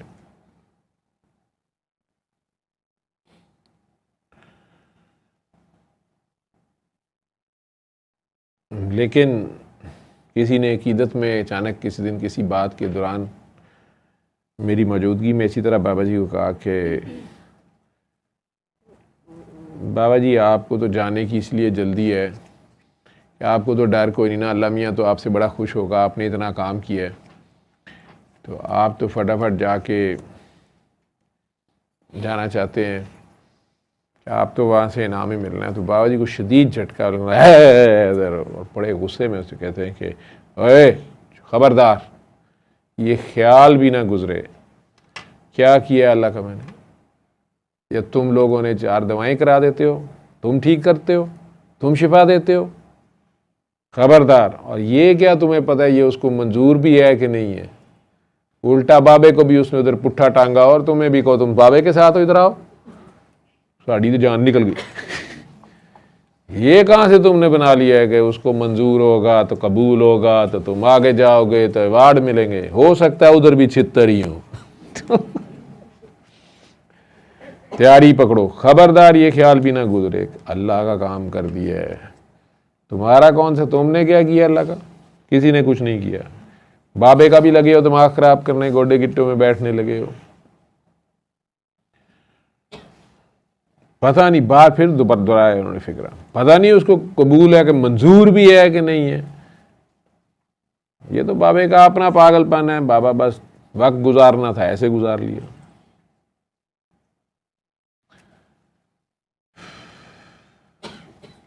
काकी की डॉक्यूमेंट्री में आखिर था वो लोग जो हाशिए पे ज़िंदगी गुजार गए, ना बात कही गई ना सुनी गई।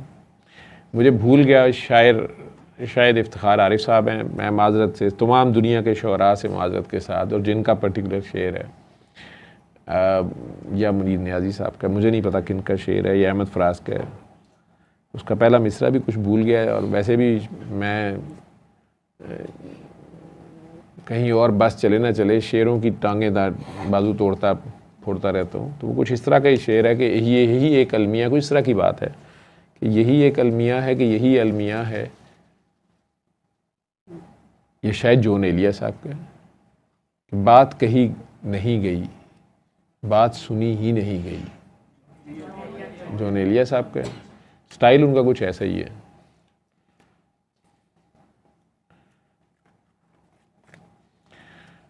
ये काकी का एक छोटा सा